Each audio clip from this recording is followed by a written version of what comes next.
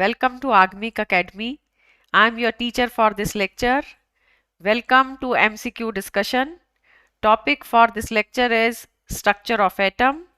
And before we start, make sure you subscribe to the channel so that you can get notifications for the upcoming videos. It will help you to revise the topic thoroughly, right?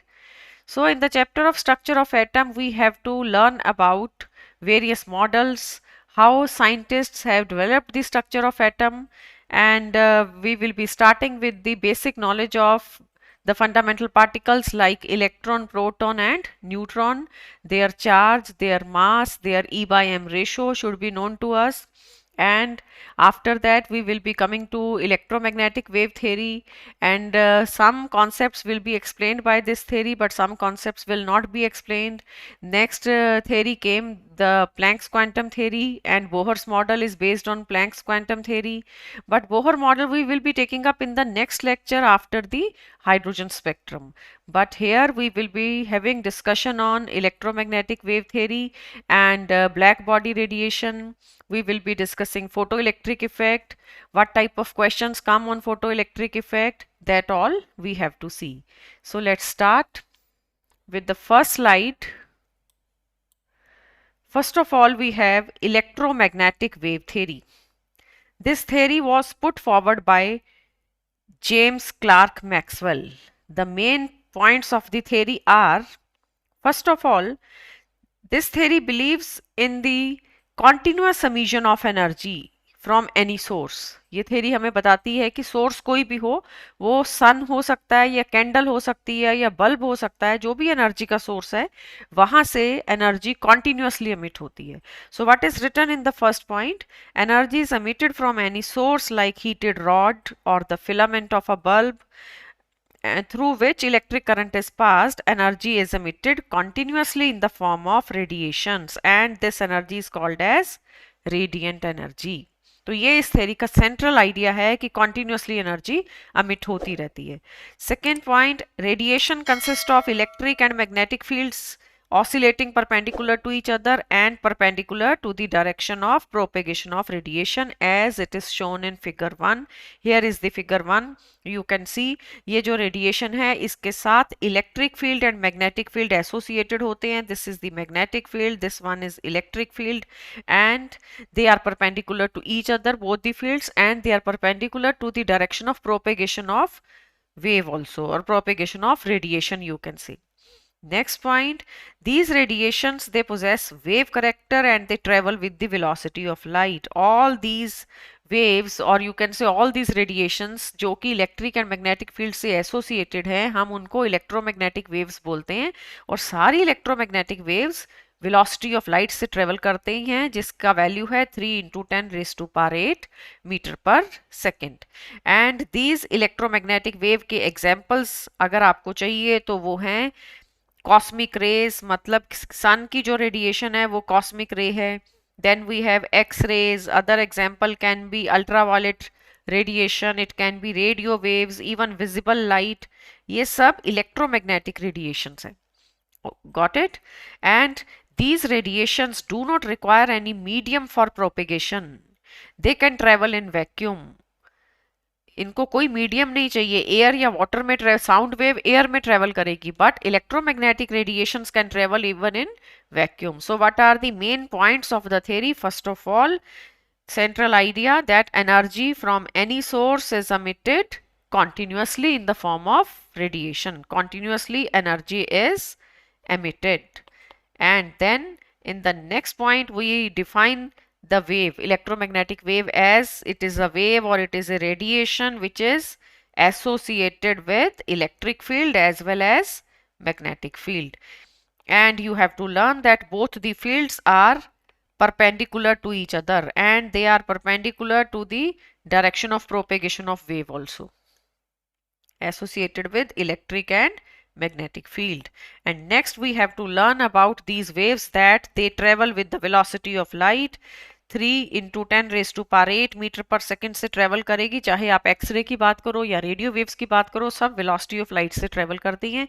Next we have, they don't require any medium to propagate. They can travel in vacuum. You know, radiation from sun is coming to the earth, so we have air to some point. जब तक atmosphere है तब तक air है, atmosphere के ऊपर जो vacuum है वहां से भी ये ट्रेवल होके अर्थ पे आ जाती हैं.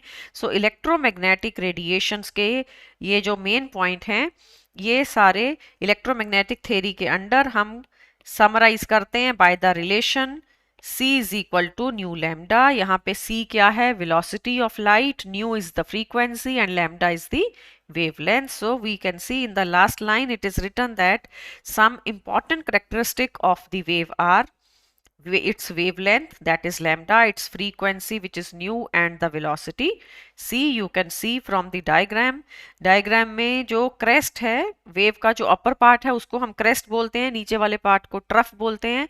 तो distance between two crests, as you can see from the diagram, is called as lambda. Lambda is wavelength, right? So main equation from the theory is c is equal to nu lambda. आप frequency nu है जो उसको second inverse में represent करेंगे, और it can B minute inverse. Second inverse का नाम hertz है after the name of the scientist. Similarly wavelength lambda, ये हम मीटर्स में एक्सप्रेस करेंगे, but generally angstrom, nanometer, picometer, these are used. So 1 angstrom is 10 raised to power minus 10 meters. We have to know this. 1 nanometer is 10 raised to power minus 9 meters. Similarly, picometer is 10 raised to power minus 12 meters. Right? तो ये आपको electromagnetic theory के बारे में first slide में देख लिया. Next आता है electromagnetic spectrum. This is the main thing. Electromagnetic spectrum के ऊपर ही हाइड्रोजन स्पेक्ट्रम बेस्ड है, और हाइड्रोजन स्पेक्ट्रम के साथ रिलेटेड है Bohr's model. Bohr model is the main thing for the development of structure of atom. So let's talk about this spectrum. Different types of electromagnetic radiations differ with respect to frequency and wavelength. And the wavelength of these radiations increases in the order. Cosmic रे का जो wavelength है वो कम है, और radio waves का wavelength सबसे ज्यादा है. So we have to learn that cosmic ray, ऐसे याद रखिए कि कॉस्मिक रे सन की रेडिएशन है. जो सन की रेडिएशन है that will be most energetic. So more energetic means more frequency means less wavelength. हमने देखा है c is equal to nu lambda, means जो फ्रीक्वेंसी न्यू है that is c upon lambda, hence frequency is inversely proportional to wavelength lambda. More wavelength means less frequency. And keep in mind the radiation having higher frequency has higher energy. ये हमें planks theory के under दिखेगा. अभी हम कर रहे हैं electromagnetic wave theory. Electromagnetic wave theory को क्लासिकल कॉन्सेप्ट भी कहते हैं, पुराना कॉन्सेप्ट है ये. बट प्लैंक्स क्वांटम थ्योरी से आप देखोगे कि एनर्जी जो है वो फ्रीक्वेंसी पे डिपेंड करती है. So cosmic rays, X rays, gamma rays, ultraviolet, visible light, infrared, microwaves, radio waves, so ये सारी रेडिएशन में से सिर्फ विजिबल लाइट है जो हम अपनी नेकेड आई से देख सकते हैं. और रेडियो वेव्स जो है that has got the highest wavelength. Radio wave सबसे कम एनर्जी की रेडिएशन है. सो कम एनर्जी की है तो आप इसको लोएस्ट फ्रीक्वेंसी भी कह सकते हो, और लोएस्ट फ्रीक्वेंसी का meaning highest wavelength. So in this way radiations are arranged. ये स्पेक्ट्रम हमें याद होना चाहिए, डायरेक्ट क्वेश्चंस आते हैं. ये सारी रेडिएशंस को आपको बोलेंगे arrange in increasing order of wavelength और increasing order of frequency.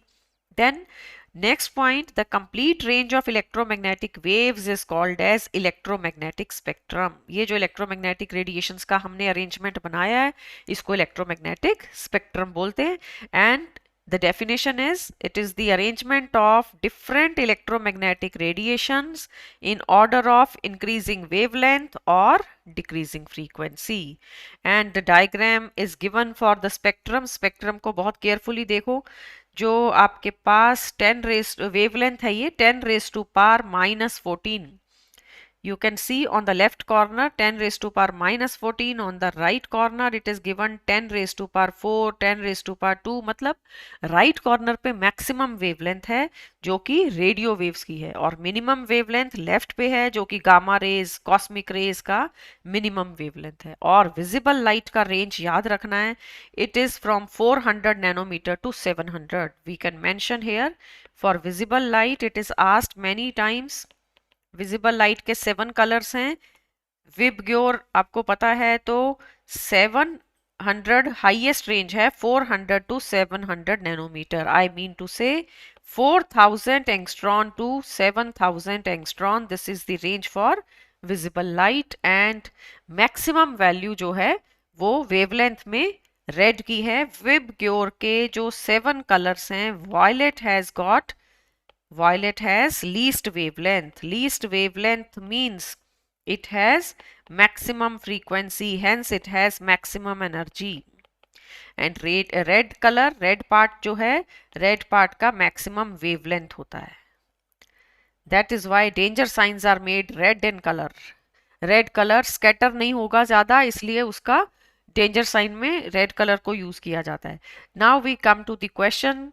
Find the frequency of visible light having wavelength 5000 angstrom. So आपको फ्रीक्वेंसी कैलकुलेट करनी है. Wavelength is given to you. We can write the solution for the first question. Lambda is given 5000 angstrom. Frequency is to be calculated. So by using the electromagnetic wave theory, simply write C is equal to nu lambda. Right?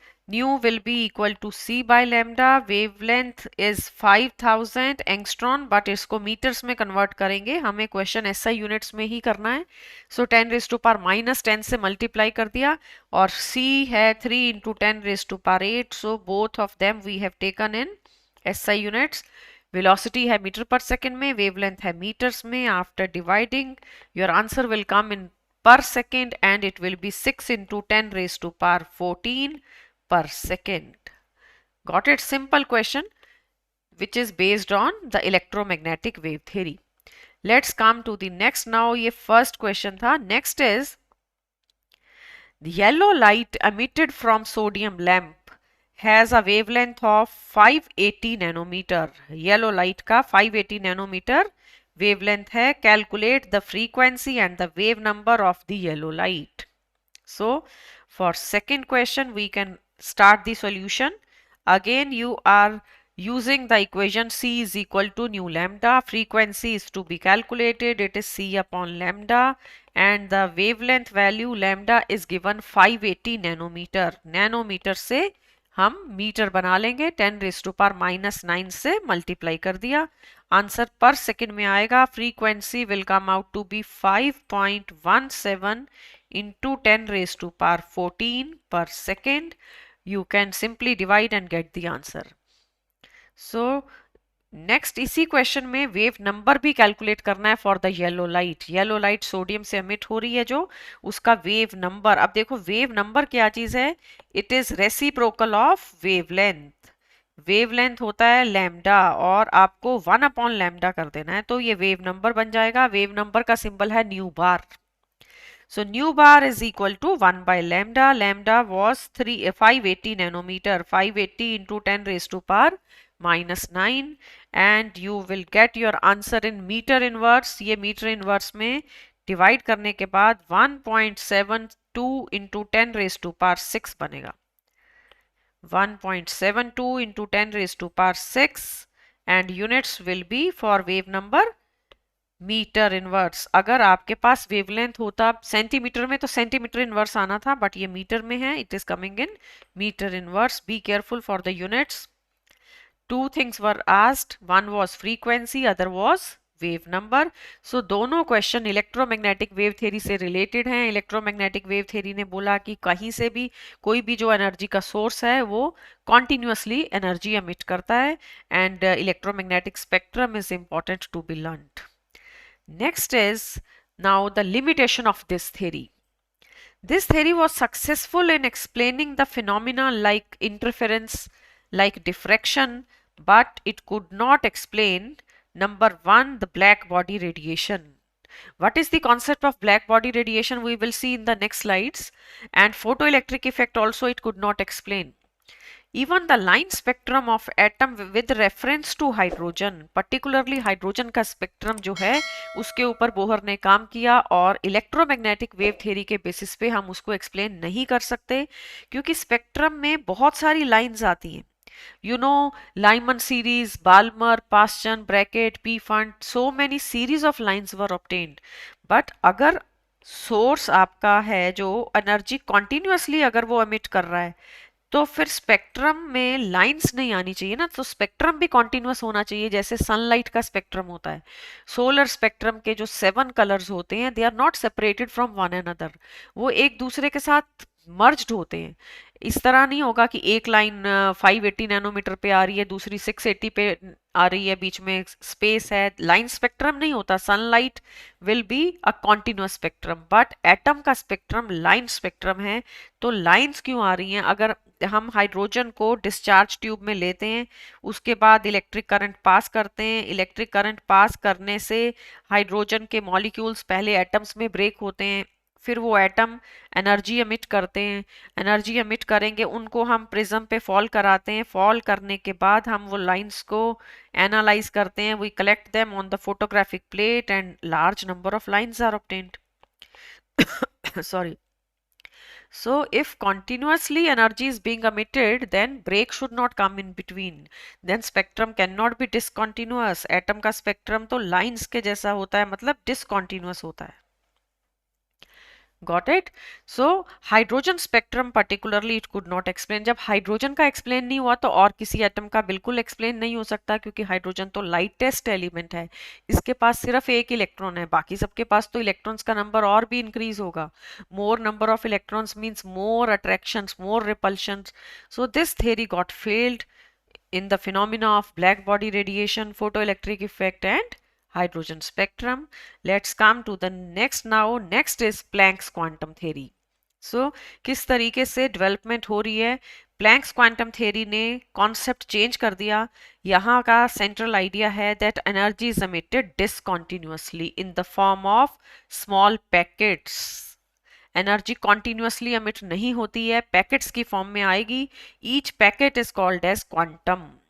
इस तरीके से देखो, ये एक packet of energy, next packet of energy, next packet of energy, but continuous तो ऐसे होता है। जैसे रैंप होता है तो वो कॉन्टिन्यूस है, बट स्टेयर्स देखेंगे तो वो डिसकॉन्टिन्यूस है। सो ये पैकेट्स हैं। ये कॉन्सेप्ट है प्लैंक्स क्वांटम थ्योरी का। In the Planck's theory these packets are called as quantum. ये एनर्जी के पैकेट्स हैं, और अगर ये लाइट एनर्जी है then each packet is given a special name called as photon.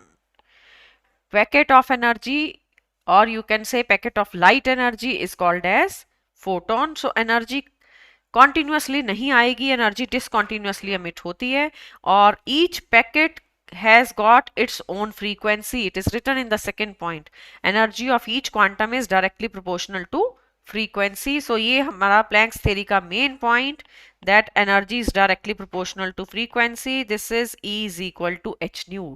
H is the Planck's constant, value उसकी 6.626 into 10 raised to power minus 34 joule seconds. This is the value of H. And then we have its value is given in kilo joule per mole and second also. Kilo joule second पर मोल के अंदर भी value दी है। ज्यादातर ये value जो होती है जो कि जूल सेकेंड्स के अंदर है। Next is total energy emitted और absorbed by a body is some whole number और integral multiple of h nu. मतलब कहने का कि एक पैकेट का एनर्जी रिलीज होगा, 2 का, 10 का, बट ऐसा नहीं 1.5 पैकेट आ रहा है या 3.7 पैकेट आ रहा है, फ्रैक्शन में नहीं होता। टोटल एनर्जी किसी भी बॉडी से अगर निकलती है तो वो है total energy from any source of energy is equal to n h nu, where n is not a fraction, n is an integer। इसका डेसिमल में वैल्यू नहीं आएगा, तो हमारे को E is equal to NHC by lambda भी लिख सकते हैं, क्योंकि फ्रीक्वेंसी को हम अगर वेवलेंथ में चेंज करें तो ये बनेगा NHC by lambda। Got it? तो हमारे पास क्या क्या पॉइंट्स थे? पहला पॉइंट, एनर्जी डिसकॉन्टिन्यूसली एमिट होगा। डिसकॉन्टिन्यूस का मतलब पैकेट्स की फॉर्म में। उसके बाद है कि एनर्जी का, फोटोन का जो एनर्जी है वो फ्रीक्वेंसी पे डिपेंड करता है। ये पहला पॉइंट। सेकेंड पॉइंट फ्रीक्वेंसी पे डिपेंड करता है, और थर्ड पॉइंट है total energies n h nu, n is not a fraction. Right? तो सेंट्रल आइडिया बिल्कुल अलग है, वहां पे कॉन्टिन्यूसली एनर्जी एमिट हो रही थी, इसके अकॉर्डिंग डिसकॉन्टिन्यूस, और बोहर मॉडल इसी के ऊपर बेस्ड है। Next we have questions. Calculate the energy in kilo calorie per mole of photon of electromagnetic radiation having wavelength 7600 angstrom. हमारे पास जो वेवलेंथ गिवन है वो है 7600 एंगस्ट्रॉन. हम एनर्जी कैलकुलेट करेंगे तो E is equal to h nu which is h c by lambda, simple. And value for H is 6.626 into 10 raised to power minus 34. C है velocity of light and lambda is 7600 angstrom. 10 raise to power minus 10 से हम इसको multiply करते हैं ताकि direct आपके पास answer आ जाए, but kilo calories में निकालना है, पहले जूल्स में आएगा. It will come out to be 2.615 into 10 raise to power minus 19 joule. Next is to be converted into kilo joules. फिर किलो जूल से हम किलो कैलोरीज बनाएंगे. 1 calorie is 4.17 joules. Keep in mind. Similarly, 1 kilocalorie will be 4.17 kilojoule. तो आपके पास जो value है joule की उसको 1000 से डिवाइड करिए, किलोजूल बनेगा. किलोजूल के बाद किलो कैलोरीज में कन्वर्ट करेंगे एंड फिर हम इसको एवोगैड्रो नंबर से मल्टीप्लाई करेंगे. So we have 2.615 into this 10 to the minus 19 divide by 1000 divide by 4.17 and then एक फोटोन को एक मोल में कन्वर्ट करना है तो एवोगैड्रो नंबर से मल्टीप्लाई कर देंगे. ये आने वाला है 37.53 किलो कैलोरीज पर मोल. This is the energy for the given photon. Got it? आपके पास सिर्फ वेवलेंथ गिवन था, आपको एनर्जी कैलकुलेट करना था. नेक्स्ट क्वेश्चन क्या है? 100 what bulb emits monochromatic light of wavelength 400 nanometer. Find out the number of photons emitted per second. तो देखो ये जो बल्ब है जिसके अंदर 400 नैनोमीटर का वेवलेंथ का लाइट है वो कितने फोटॉन्स एमिट कर रहा है. So we have to write solution number 2 now. Second question के लिए आपके पास रिलेशन लगेगा E is equal to n h c by lambda. इसमें से हम n कैलकुलेट कर लेंगे. n है नंबर ऑफ फोटॉन्स. हमें एनर्जी दिया है कितना? 100 वॉट. 100 वॉट का मतलब बल्ब की पावर 100 है तो ये हो गया 100 जूल ऑफ एनर्जी पर सेकेंड एमिट हो रही है. सो यहाँ पे E में लिख दिया 100. n we have to calculate. Planck's constant का वैल्यू C से मल्टीप्लाई करेंगे 3 into 10 raise to power 8 and the wavelength value was given to us as 400 nanometer. उसके meters बनाए. Directly you can calculate n. n है number of photons. कितने photons आएंगे? After calculation you will get 2 into 10 raised to power 20 photons. Photons का number यहाँ कभी भी fraction में नहीं आएगा. थ्योरी ने यही बताया कि होल नंबर में जो कोई भी बॉडी है वो फोटॉन्स एमिट करेगी. Things are clear? So Planck's quantum theory और इलेक्ट्रोमैग्नेटिक थ्योरी आपने देखी. आगे आता है photo electric effect, main topic हमारे इस लेक्चर का.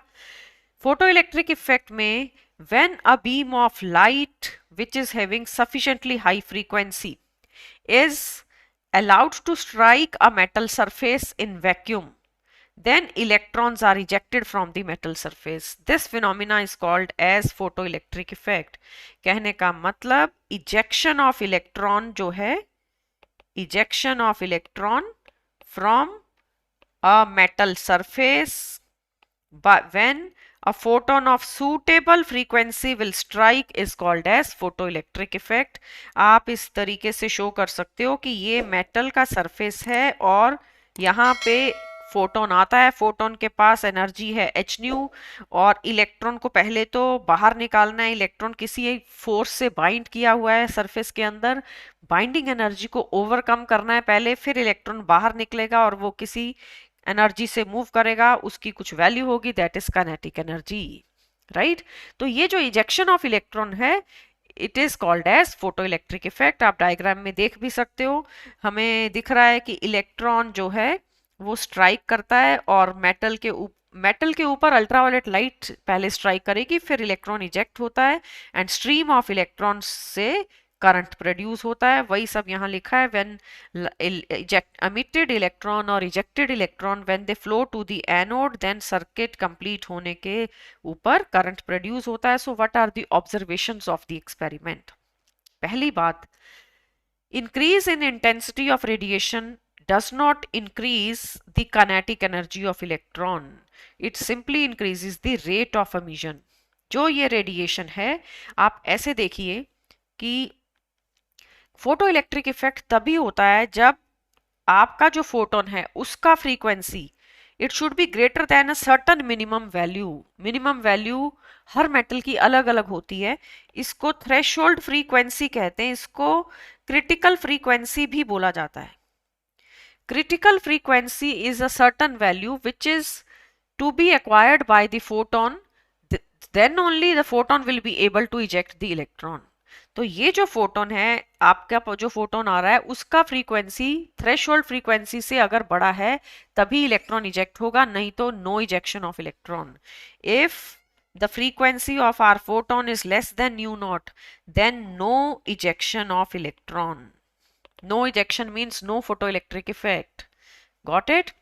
और सेकंड बात, अगर हम इस इस फोटोन का इंटेंसिटी बढ़ाते हैं, इंटेंसिटी का मतलब रेडिएशन को और इंटेंस कर दो। जब आप इंटेंसिटी बढ़ाओगे तो जो इलेक्ट्रॉन निकलता है उसका काइनेटिक एनर्जी में कुछ चेंज नहीं आएगा। इंटेंसिटी बढ़ाने से चेंज क्या होगा? Number of ejected electrons. Intense radiation का मतलब आपने रेडिएशन को बहुत देर के लिए डाला, पहले 2 मिनट के लिए, अब 2 घंटे के लिए डाल दिया। इंटेंस रेडिएशन है तो ज्यादा फोटोन है आपकी रेडिएशन में। More photons means more electron will be ejected. एक एक फोटोन जाके इलेक्ट्रॉन्स के साथ इंटरेक्ट करता है, फिर इलेक्ट्रॉन इजेक्ट होता है। तो इंटेंसिटी बढ़ाएंगे तो नंबर ऑफ इलेक्ट्रॉन्स बढ़ेगा, इंटेंसिटी आपने अपनी रेडिएशन की इंक्रीज की। तीसरी बात, अगर हम रेडिएशन का फ्रीक्वेंसी बढ़ाते हैं, फ्रीक्वेंसी ऑफ रेडिएशन जब हम बढ़ाते हैं तो kinetic energy of electron will be increased. Got it?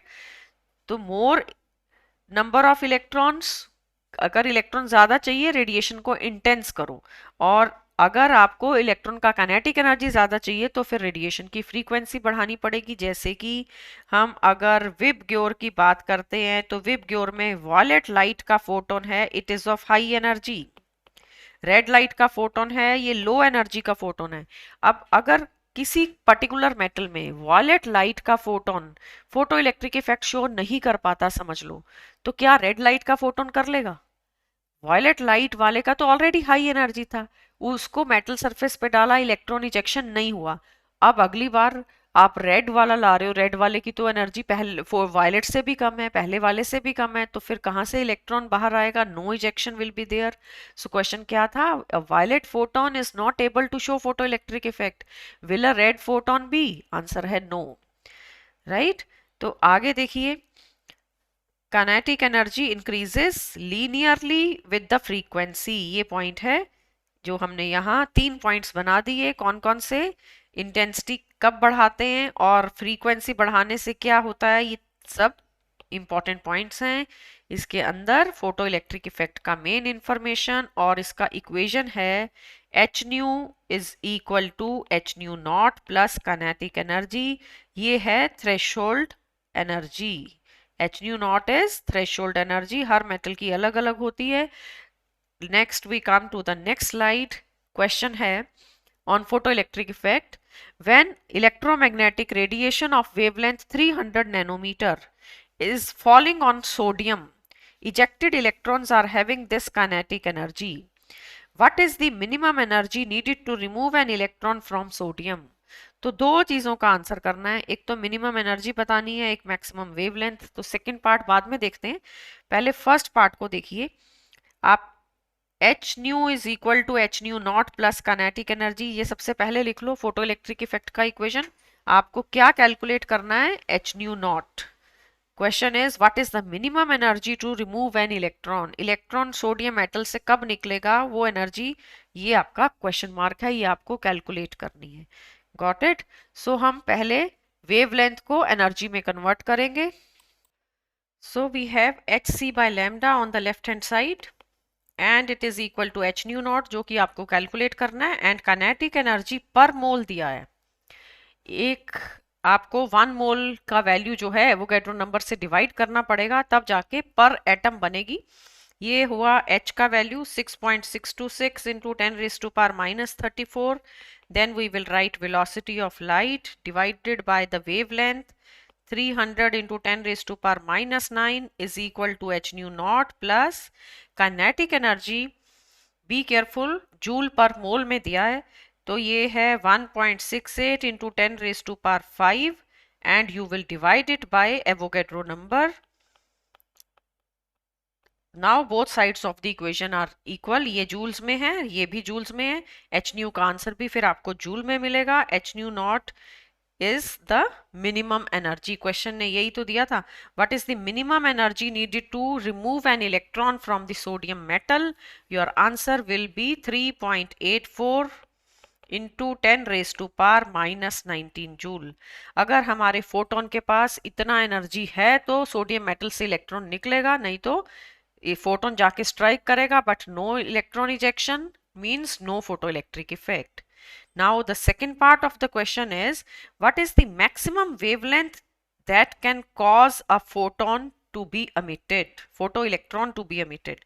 तो अब आपको इस एनर्जी को लैम्डा के साथ रिलेट करना है. 3.8 into 10 raise to power minus 19 जो आया, इसको हम एच सी बाय लैम्डा से इक्वेट कर देंगे. एच का वैल्यू हमें पता है, सी का वैल्यू पता है, और आप लैम्डा कैलकुलेट करोगे. First it will come in metres, फिर आप उसको नैनोमीटर में या एंगस्ट्रॉन में कन्वर्ट कर सकते हो. It will come out to be 517 nanometre. कहने का मतलब ये ग्रीन लाइट का फोटोन है. ग्रीन लाइट का फोटोन जो है सोडियम की मेटल से इलेक्ट्रॉन इजेक्शन कर सकता है, बट रेड लाइट वाला नहीं कर पाएगा. इस तरीके से वेवलेंथ, एनर्जी, इनका रिलेशन आपको पता होना जरूरी है. Next question on photo electric effect.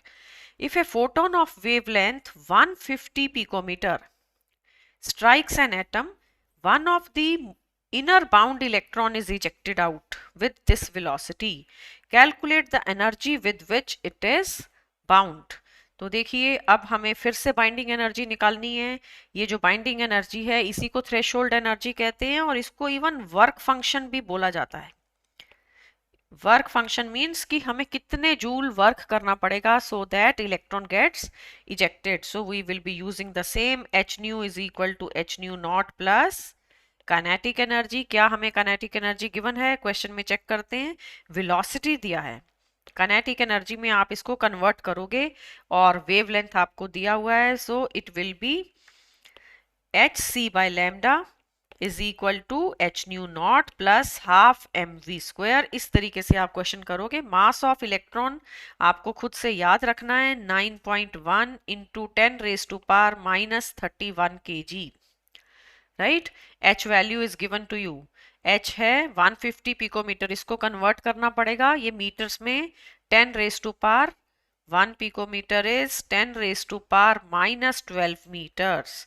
तो हम कैलकुलेट करने के बाद ये जो एच न्यू नॉट है ये कैलकुलेट कर लेंगे. इसको बाइंडिंग एनर्जी बोला जाता है, and it's value will be given by half mv square minus hc by lambda and 12.25 into 10 raised to power minus 16 joules it will be. Got it? तो इस तरीके के लॉन्ग कैलकुलेशन के क्वेश्चन भी हमें ऑब्जेक्टिव पेपर में आते हैं. B careful for entrance exam, such calculations we have to do. Next concept is the black body radiation. An ideal black body is that which is a perfect absorber and perfect emitter of radiations. जो body सारी radiations को absorb कर ले और सबको emit भी कर सके उसको ब्लैक बॉडी कहते हैं. When radiant energy is allowed to fall on a carbon black surface or on a blackened metal surface, किसी मेटल के ऊपर हम जब ब्लैक पेंट कर देते हैं तो ब्लैक सरफेस के ऊपर रेडिएशन आएगी. वो हर रेडिएशन को एब्जॉर्ब कर सकती है, हर रेडिएशन को एमिट भी कर सकती है. उसको ब्लैक बॉडी कहते हैं. जैसे कि आयरन की रॉड ले लेते हैं. When such a body is heated, first it becomes red. सबसे पहले आयरन रॉड रेड हो जाती है हीट करने पे. Then orange, then yellow, and last of all it becomes white at very high temperature.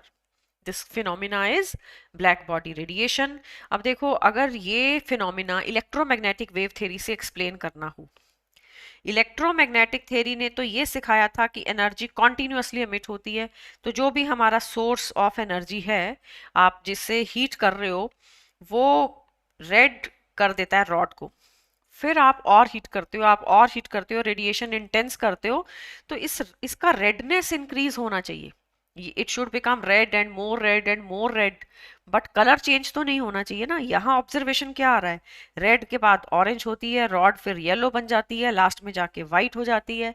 इसका मतलब कि जो हमारा सोर्स है वो कॉन्टिन्यूस एनर्जी नहीं दे रहा। अगर वो कॉन्टिन्यूसली दे रहा होता तो कलर रेड ही रहना चाहिए था। रेड चाहे कितना भी इंटेंस हो जाता, बट रेड से ऑरेंज तो नहीं होगा ना, रेड से येलो तो नहीं होगा। तो इलेक्ट्रोमैग्नेटिक वेव थ्योरी से ब्लैक बॉडी रेडिएशन एक्सप्लेन नहीं होता है।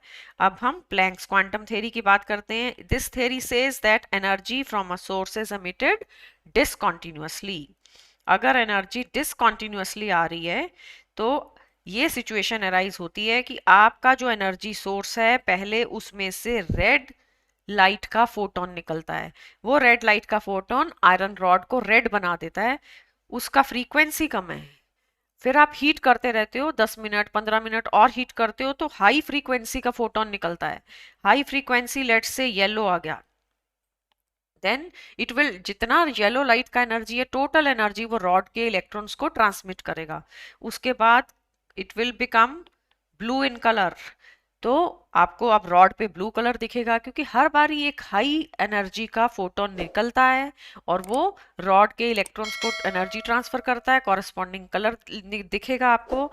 और लास्ट में तो वाइट हो गया। White means the combination of all 7 colour. सारे फोटोन्स जब रॉड के ऊपर स्ट्राइक करते हैं, लो एनर्जी हाई एनर्जी सब मिल गए, तो वो वाइट हो जाता है। सो प्लैंक्स क्वांटम थ्योरी ही एक्सप्लेन कर पाती है ब्लैक बॉडी रेडिएशन को। प्लैंक्स क्वांटम थ्योरी ही फोटो इलेक्ट्रिक इफेक्ट को भी एक्सप्लेन करती है। Accordingly we have the correction electromagnetic theory को रिप्लेस करके प्लैंक्स क्वांटम थ्योरी से आगे बोहर मॉडल हम देखेंगे, बट वो नेक्स्ट लेक्चर में।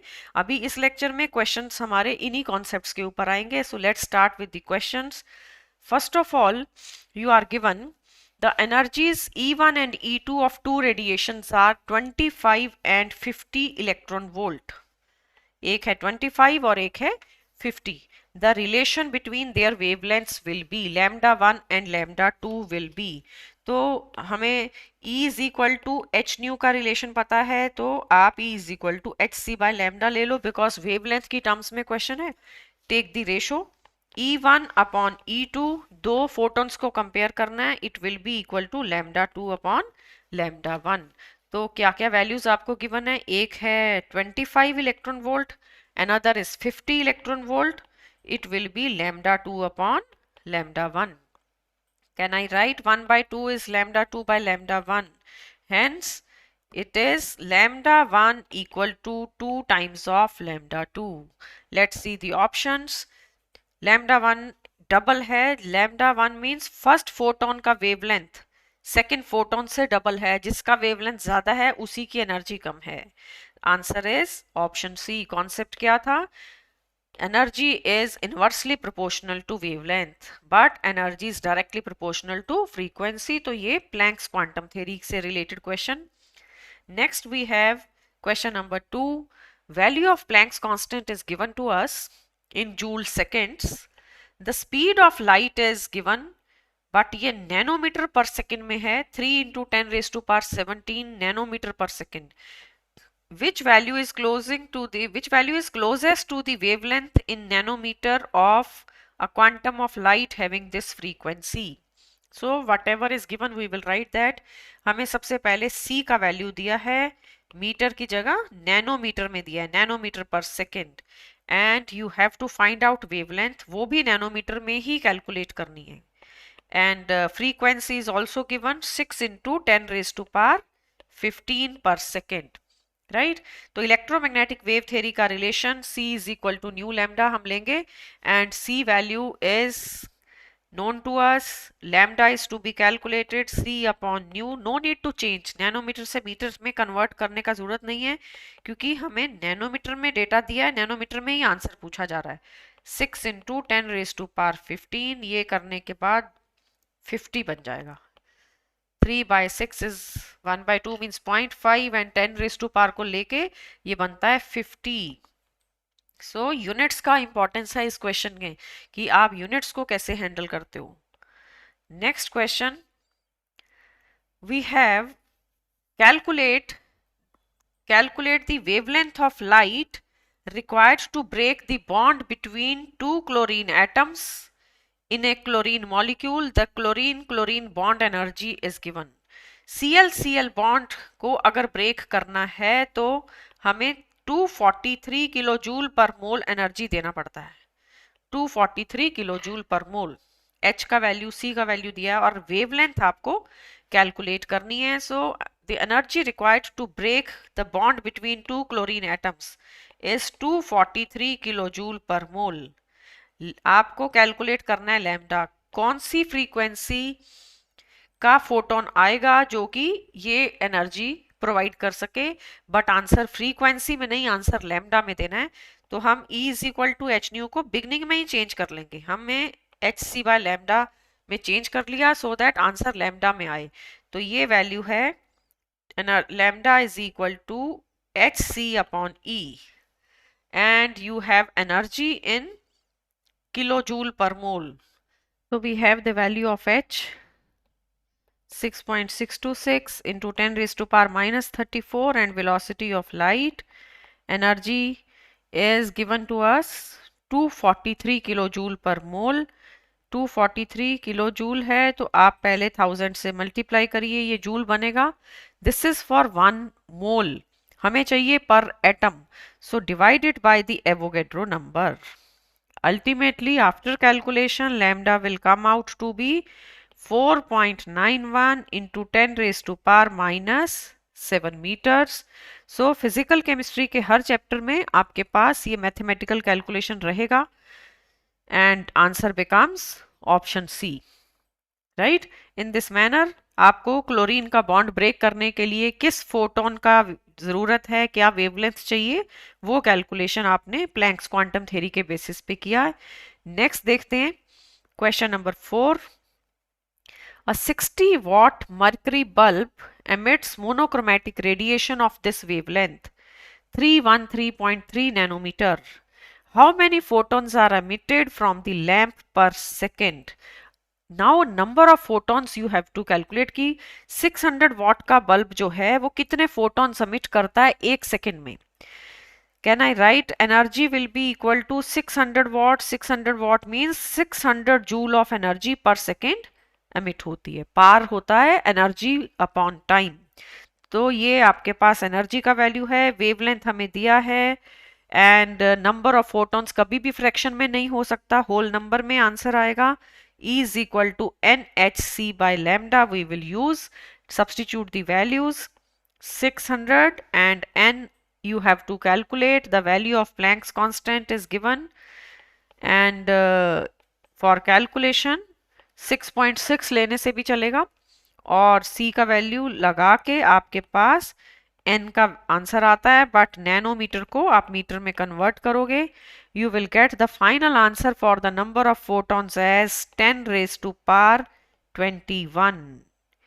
600 वॉट का जो बल्ब है एक सेकेंड में 10 raised to power 21 photons emit कर रहा है and your answer becomes option C. You can check the calculation. Coming to the next. Now we have question on photoelectric effect. अभी तक हम दोनों थेरीज के क्वेश्चन कर रहे थे। फोटोइलेक्ट्रिक इफेक्ट पे देखिए कैसे क्वेश्चन है। When the frequency of incident radiation on a metal plate is doubled, frequency को डबल किया है, then kinetic energy of photoelectron will be। Photoelectric effect में हम देखते हैं कि अगर इलेक्ट्रॉन का काइनेटिक एनर्जी इंक्रीज करना है तो फ्रीक्वेंसी ऑफ फोटोन बढ़ाना पड़ेगा। तो अब सपोज फ्रीक्वेंसी हमने डबल कर दिया तो क्या काइनेटिक एनर्जी डबल हो जाएगी या हाफ हो जाएगी, और it is more than doubled, और it increases but less than doubled. Look here, we have h nu is equal to h nu naught plus kinetic energy. This is the equation for photoelectric effect. From here I can calculate kinetic energy. It is equal to h nu minus h nu naught. h nu naught का नाम है work function. इसको आप kinetic energy को H nu not को work function 1 लिख देते हैं। अब अगली बार फ्रीक्वेंसी चेंज कर दिया, फ्रीक्वेंसी को डबल कर दिया है, तो ये मैंने 2 एच न्यू कर दिया। पहले एच न्यू 1 था, अब एच न्यू 2 जो है it is 2 times of the first. तो काइनेटिक एनर्जी चेंज होके काइनेटिक एनर्जी 2 बन गई, बट वर्क फंक्शन कभी चेंज नहीं होता। वर्क फंक्शन तो बाइंडिंग एनर्जी है। इलेक्ट्रॉन को मेटल की सरफेस से बाहर निकालने के लिए जितना एनर्जी हमें देना पड़ता है उसका नाम है बाइंडिंग एनर्जी, राइट। तो काइनेटिक एनर्जी 2 जो है, अगर ये होता 2h-1 माइनस 2w1, अगर ये ऐसा होता देन हम कह सकते थे कि kinetic energy 2 is 2 times of kinetic energy 1। तब काइनेटिक एनर्जी जो सेकंड केस की है वो फर्स्ट से डबल होती। बट हमारा तो इक्वेशन में जो सिचुएशन है वो है kinetic energy 2 is 2h-1 minus w1। So mathematically can I say 2h-1 minus w1 is greater than 2h-1 minus 2w1? It means that kinetic energy 2 is greater than kinetic energy 1. So kinetic energy बढ़ेगी, आपने जब जब frequency बढ़ाया it will be more than doubled. Your answer will be option C, right? तो photo electric effect में अगर electron का ejection का वेलोसिटी बढ़ाना है या उसका काइनेटिक एनर्जी बढ़ाना है तो हमें अपने फोटोन का फ्रीक्वेंसी बढ़ाना पड़ता है। Moving to the next now, photoelectric emission is observed from a metal surface with frequency nu1 and nu2, and nu1 is bigger than nu2. If kinetic energies in two cases are in the ratio 2:1, then the threshold frequency nu naught will be. Nu naught is to be calculated. दो experiment अलग अलग हो रहे हैं। एक बारी हम लिखते हैं h nu 1 is equal to h nu naught plus kinetic energy, and in the second case it is h nu naught plus kinetic energy 1 and kinetic energy 2 बना दिया।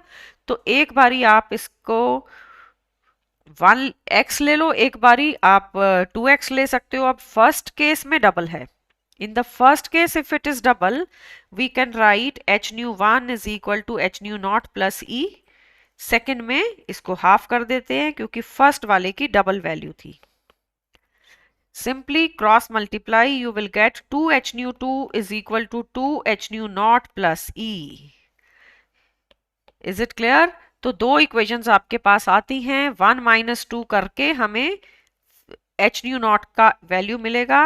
फर्स्ट माइनस सेकेंड करिए, you will have h nu 1 minus 2h nu 2 is equal to, it will be h nu not.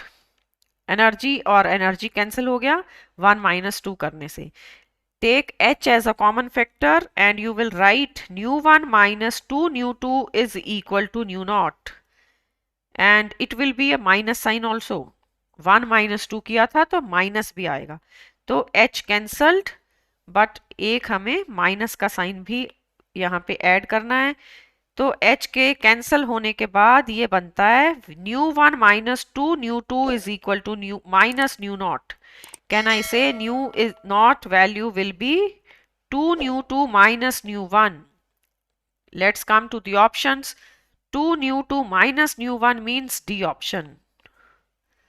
So in the entrance exam such type of questions will come. दो experimental data की values देते हैं, उनका comparison करने के बाद आपको threshold frequency को express करना है in terms of nu1 and nu2. Next question. When the letters shown have their usual meanings, the velocity of photoelectrons is, various options are given 2hc by m and in terms of lambda and lambda naught. हमें velocity calculate करना है। First I am writing h nu is equal to h nu naught plus kinetic energy. This is the basic equation. तो kinetic energy को left पे ले आते हैं, it is h nu minus h nu naught. इसको हम लिखेंगे half mv square. अब फ्रीक्वेंसी की टर्म्स में तो ऑप्शन नहीं है, सब ऑप्शंस में लैम्डा लिखना है, तो ये हो गया half mv square is equal to hc by lambda minus hc by lambda naught. Lambda naught होता है थ्रेशोल्ड वेवलेंथ। थ्रेशोल्ड वेवलेंथ मतलब वो वेवलेंथ जो इलेक्ट्रॉन का इजेक्शन कर सकता है। वी स्क्वायर लेफ्ट पे रहेगा, बाकी सब राइट पे। It is 2hc upon M. M denominator में आ गया, एच सी को मैंने कॉमन लिया, 1/λ minus 1/λ naught, but this is v square. इसको वी में कन्वर्ट करना है, so you will have a root on the right hand side, 2hc by m, and take LCM lambda lambda naught. This is lambda naught minus lambda. This is the value of velocity. We can express velocity in this manner. Options के अंदर A और B जो हैं they are quite similar. A में ऊपर root है और B में स्क्वायर दिया हुआ है। आपका आंसर है option A। Simple calculation mathematically express करना था आपको, लैम्डा की टर्म्स में, लैम्डा नॉट की टर्म्स में। ये था एक्सप्रेशन फॉर वेलोसिटी। नेक्स्ट आता है, which of the following has highest wavelength. Highest wavelength किसका है? इलेक्ट्रोमैग्नेटिक स्पेक्ट्रम इसके लिए याद होना चाहिए। एक्सरेज, गामा रे, एक्सरे नहीं, ए ऑप्शन में गामा रेज दिया है, ultraviolet, IR and radio waves. तो स्पेक्ट्रम ये है कॉस्मिक रेज, फिर आता है gamma rays, and then you have X-rays, visible light.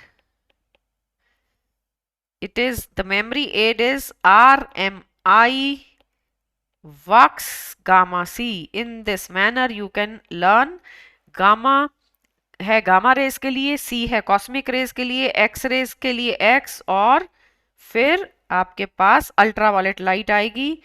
For ultraviolet light हमने यू लिख दिया। आफ्टर दैट विजिबल, विजिबल के बाद है इंफ्रारेड, इंफ्रारेड के बाद microwaves, and then you have radio waves. In this manner हमारे पास ये इलेक्ट्रोमैग्नेटिक स्पेक्ट्रम हमें याद रखना है। और मैक्सिमम फ्रीक्वेंसी है कॉस्मिक रेज की, मैक्सिमम वेवलेंथ है रेडियो वेव्स की, और ये 10⁻⁴ के अंदर होती है, जबकि कॉस्मिक रेज जो हैं that is 10⁻⁻16 meters. Exact value हमें ना भी पता हो तो हमें कंपैरिजन पता होना चाहिए। सबसे कम लैम्डा है कॉस्मिक रे का और रेडियो वेव्स का लैम्डा ज्यादा है। हमारा आंसर है option D, radio wave has got the maximum wavelength. This is the maximum wavelength corner. Coming to the next, which of the following element shows photoelectric effect even in presence of a candle light? Phosphorus, radium, cesium and lithium ये elements हमें दिए हैं। Caesium एक alkali metal है जिसका electron candle से भी निकल सकता है। कैंडल की लाइट से अगर हम सीजियम मेटल को हीट करें तो वो इलेक्ट्रॉन एमिट करता है, क्योंकि अल्कली मेटल्स के अंदर क्या सिचुएशन होता है, just by the loss of one electron noble gas configuration is acquired. Alkali metals have NS1 और अल्कली मेटल्स हैं lithium, sodium, potassium, rubidium and caesium. Lithium का वैलेंस इलेक्ट्रॉन है 2s में, सीजियम का सीजियम बाद में आएगा, पहले sodium. Sodium is 3s, potassium is 4s, rubidium 5s और सीजियम 6s। तो सीजियम से अगर इलेक्ट्रॉन निकालना है, obviously it will be very easy because 6th orbit is quite away from the nucleus. Electron is not tightly bound, electron is very loosely held by the nucleus. एक candle की light भी इस electron को remove कर सकती है। तो question था कि फोटो इलेक्ट्रिक इफेक्ट कौन शो कर सकता है इजीली, आंसर इज सीजियम। देखो लिथियम भी एक अल्कली मेटल है बट सीजियम आंसर है बिकॉज लिथियम तो ऊपर है, ऊपर वाले जो एलिमेंट्स हैं they are having tight link between nucleus and the valence shell. Lithium का इलेक्ट्रॉन सेकंड ऑर्बिट में है, second orbit is quite closer to the nucleus, where है सीजियम का 6th ऑर्बिट में। सो 6th ऑर्बिट से इलेक्ट्रॉन जल्दी remove होगा। आते हैं नेक्स्ट क्वेश्चन पे। A metal sheet is irradiated separately with radiation of frequencies nu1 and nu2. If the ratio of kinetic energies is given 1:x, then the threshold frequency is। फिर से आपको दो experiments का data दिया है। एक ही metal को पहले फ्रीक्वेंसी nu1 और फिर फ्रीक्वेंसी nu2 से स्ट्राइक करते हैं, तो kinetic energies का रेशियो गिवन है आप लिखिए h nu one is equal to h nu naught plus kinetic energy. इसी को हम दोबारा से परफॉर्म करेंगे लेफ्ट पे, और दोनों केसेस में लेफ्ट पे काइनेटिक एनर्जी को ले आएंगे। सो रेशो ले लेते हैं, kinetic energy 1 upon kinetic energy 2 will be equal to h nu one minus h nu naught, and then second experiment. और अब काइनेटिक एनर्जीज के वैल्यू हैं 1 अपॉन एक्स, एच कॉमन लेके हमने कैंसिल कर दिया, फ्रीक्वेंसीज के नाम nu one and nu two. Nu is the symbol for frequency, just cross multiply and get the result. ये बनता है x nu one minus x nu naught is equal to nu two minus nu naught. Nu naught calculate करना है, nu not को हम right पे ले जाते हैं, it is x nu naught plus minus nu naught, and left is this situation. Okay, so आपने क्या करना है, न्यू नॉट कॉमन रखिए, एक्स माइनस वन, एंड यहाँ आ रहा है x nu one minus nu two. Nu naught का आंसर किस ऑप्शन में मिलेगा, x nu one minus nu two divided by x minus one. Now verify the options, x new 1 minus new 2 upon x minus 1, ये आपका C option. Simple हमने दोनों का ratio लिया है, इक्वेशन 1 इक्वेशन 2 दोनों का रेशो लेके आप न्यू नॉट कैलकुलेट करते हो। So each and every question is coming on photoelectric effect in different situations. Another one, this is a question from the concept of energy and wavelength. An electron absorbs energy corresponding to wavelength 2400 angstrom and it emits two radiations. The wavelength of first radiation is 6000 angstrom. What is the wavelength of the other radiation? देखिए energy जो total है that will B E1 plus E2, दो photon strike करते हैं, अगर दो की जगह तीन होता तो हम E1 E2 E3 भी लिख देते थे। तो अब हमारे केस में यहाँ दो ही फोटोन्स हैं, तो जो फोटोन एब्जॉर्ब्ड है वो पहले एच सी बाय लैम्डा की टर्म्स में लिखेंगे, और एच सी कॉमन फैक्टर उसको हम कैंसिल करते हैं। तो ये हुआ 1 upon lambda is equal to 1 upon lambda 1 plus 1 upon lambda 2।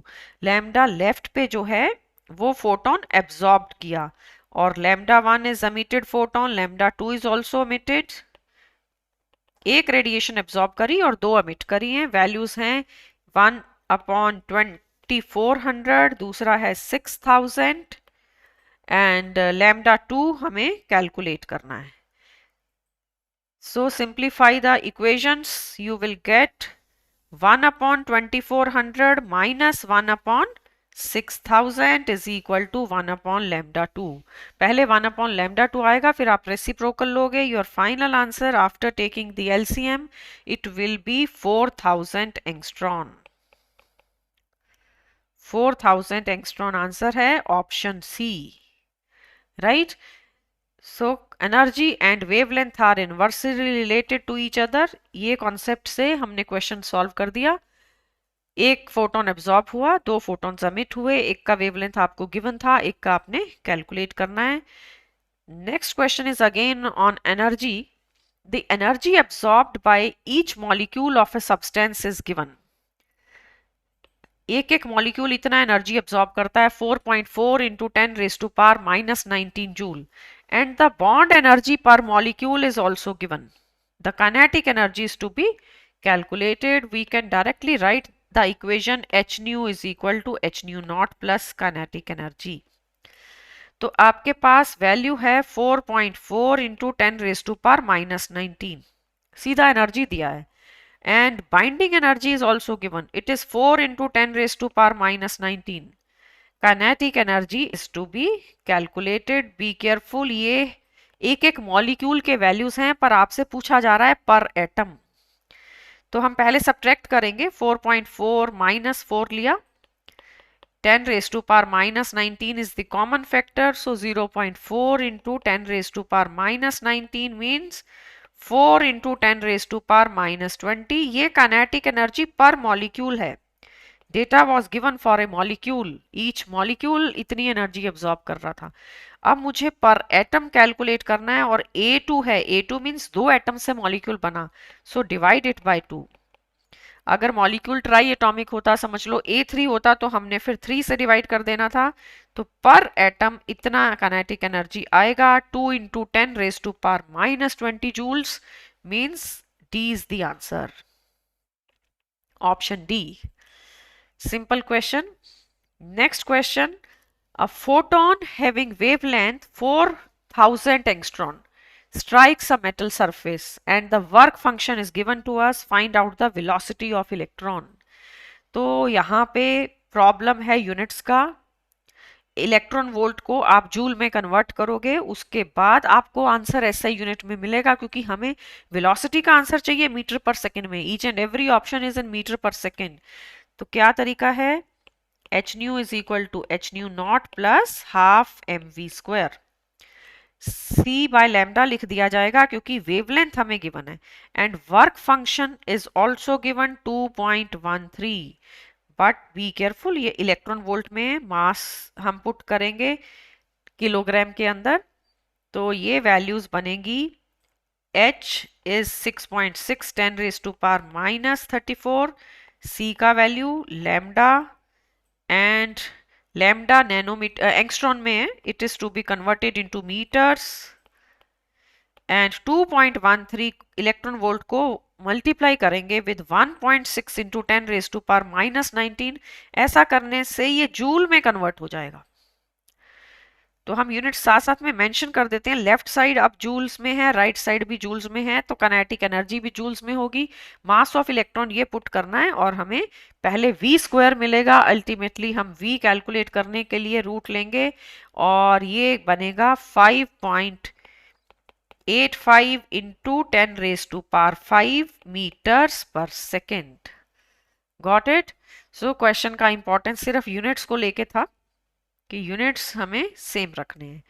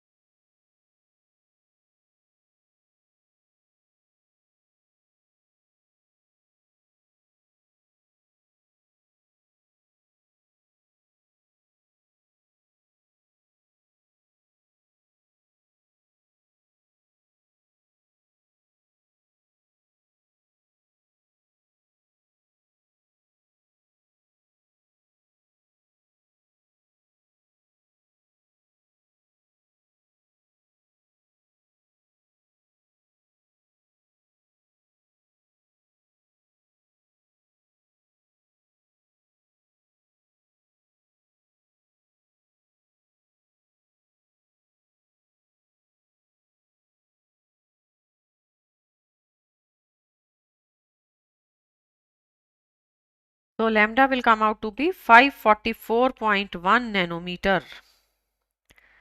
पहले मीटर्स में फिर हमने कन्वर्ट किया and your answer will be option B, right. So sodium की सरफेस से अगर आप 544 नैनोमीटर का फोटोन स्ट्राइक कराओगे तो इजेक्शन होता है, otherwise it will not be. Moving to the next now, question number 18th. When an electron is transited from 2e to e energy level, the wavelength of photon produced is lambda 1. If electronic transition involves 4e to e, then the resultant photon is lambda 2. तो देखिए दो अलग अलग level से jump करता है electron. First time पे 2e minus ई है, kinetic energy is equal to h nu minus h nu naught, and you have to see here the question is from the level having energy E2 to level having energy E. Can it be written as equal to hc by lambda? So there is no need of this equation. Directly हमने delta E is equal to h c by lambda से equate कर देना है, और एक बारी photon है lambda 1, next time it is lambda 2। तो ये हो गया लैम्डा 1। नेक्स्ट लेवल पे ये लेवल का एनर्जी है 4/3e एंड lower level का energy E, higher is 4/3e, lower level is having energy E, and again another photon of lambda 2 is emitted। तो क्या करेंगे, दोनों को हम थोड़ा सिंप्लीफाई करते हैं। First expression becomes, we can write E is equal to h c upon lambda 1। हमें लैम्डा 1 लैम्डा 2 के बीच में रिलेशन निकालना है। ये जो सेकेंड लोअर इक्वेशन है, इसको आप सॉल्व करने के ऊपर E/3 बन रहा है, it is equal to h c by lambda 2।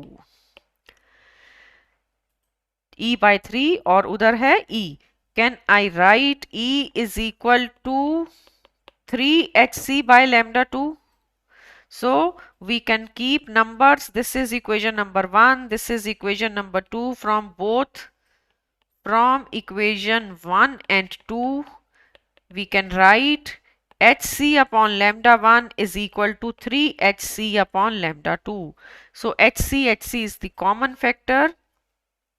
1 upon lambda 1 is equal to 3 by lambda 2. Relation क्या बना, lambda 2 lambda 1 से 3 गुना ज्यादा बड़ा है, तो lambda 2 is 3 times of lambda 1, option B. Energy से रिलेटेड क्वेश्चन है, दो लेवल्स के बीच में जब इलेक्ट्रॉन जंप करता है तो आप इस तरीके से वेवलेंथ का कैलकुलेशन कर सकते हो। You can find a relation between two different jumps and relation between lambda 1 and lambda 2. Next comes a certain metal is irradiated by using two different light radiations of frequency x and 2x, and kinetic energy of ejected electron is y and 3y respectively. Find out the threshold frequency of the metal. So we will be writing kinetic energy, एक बारी दिया है y, एक बारी दिया है 3y। So kinetic energy 1 के लिए वैल्यूज हैं y and it is equal to x minus h nu naught. Second time it is 3y is equal to 2x minus h nu naught. So ये आपके दो अलग अलग एक्सपेरिमेंट्स का data है, and we will be taking 1/2। After 1/2 ये बनेगा 1/3 is equal to x minus h nu naught upon 2x minus h nu naught, and h and h will be cancelled। h को पहले ही कॉमन ले लेना चाहिए ताकि ये कैंसिल हो जाए। You can cancel out h। 1/3 is equal to h into x minus nu 2, and this is 2x minus nu naught। तो आपको क्रॉस मल्टीप्लाई करके ये इक्वेशन बनेगी 2x minus nu naught is equal to 3x minus 3 nu naught. Calculate nu naught from here and compare the options. ये आप calculate करोगे तो जब हम इसको राइट पे ले जाते हैं ये बनेगा 2 nu naught is equal to x/2 answer, and x/2 means option B. तो बी हमारा आंसर है। दो लेवल्स अलग अलग थे, एक बारी फोटोन आता है x फ्रीक्वेंसी का, अगली बारी फोटोन आता है 2x फ्रीक्वेंसी का। काइनेटिक एनर्जीज अलग अलग होती हैं, मेटल सेम है, तो उस मेटल की थ्रेशोल्ड फ्रीक्वेंसी हम इस तरीके से एक्सप्रेस कर सकते हैं। ये कहने की बात ये है कि if the electron is loosely bound then the threshold frequency will be less. If electron is tightly bound to the nucleus, then it will not be easy to eject the electron. And now the last question, as radiation of wavelength 253.7 nanometer falls on the copper surface, electrons are ejected and stopping potential is given 0.5 electron volt, then the work function is. तो देखिए stopping potential होता है the potential which will be required to stop the electron. It will be equal to maximum kinetic energy. Stopping potential को maximum kinetic energy के equal कर देंगे and h nu is equal to h nu naught plus E into V लिख देते हैं। Potential energy की terms में लिखना है अगर, it is actually the maximum value of kinetic energy and this is 0.5। आपको वर्क फंक्शन कैलकुलेट करना है, मींस हमारा रिक्वायरमेंट है h nu naught is equal to question mark and left side पे एच सी बाय लैम्डा करेंगे। But एक चीज देखिए, लेफ्ट साइड पे आपके पास इंफॉर्मेशन जूल में है, राइट साइड पे इलेक्ट्रॉन वोल्ट में है, वो कन्वर्ट करना पड़ेगा। We can write the value of h and c value divide by the lambda nanometer से चेंज होगा 253.7 into 10 raised to power -9। अब ये लेफ्ट साइड है जूल्स के अंदर, इसको हम इलेक्ट्रॉन वोल्ट में कन्वर्ट करेंगे and then it will be equal to this. या तो लेफ्ट को चेंज करो या राइट को चेंज करो, ऐसा भी कर सकते हैं कि राइट को हम जूल बना दें। तो एच न्यू नॉट का आंसर, बट आंसर हमें फाइनल आंसर इलेक्ट्रॉन वोल्ट के अंदर चाहिए। इलेक्ट्रॉन वोल्ट में ये आंसर आएगा 4.4 electron volt. This is nothing but work function. Keep in mind 1 electron volt is 1.6 into 10 raised to power -19 joule। तो ये बनता है option D। 4.4 means D option is the answer।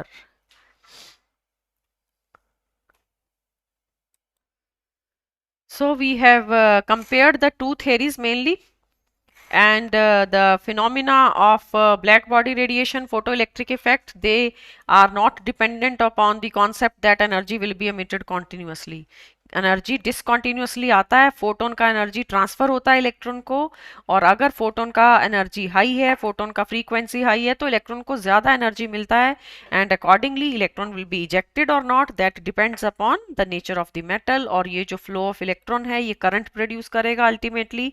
And you can compare the two theories in this manner। in the next lecture hydrogen spectrum हमें देखना है। hydrogen spectrum and Bohr model, they are based on Planck's quantum theory which believes in the discontinuous emission of energy।